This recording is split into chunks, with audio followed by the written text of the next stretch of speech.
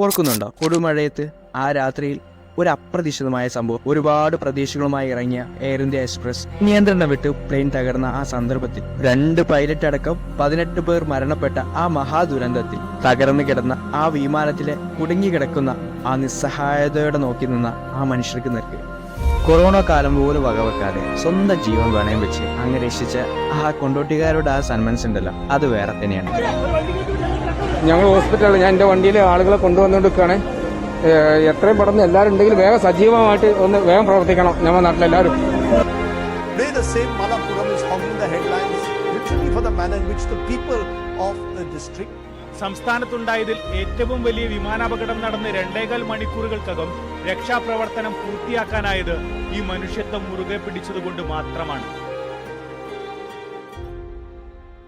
ആ കൊണ്ടോട്ടിക്കാരുടെ മണ്ണിൽ തന്നെയാണ് മെൽച്ചോടയും തുടക്കം.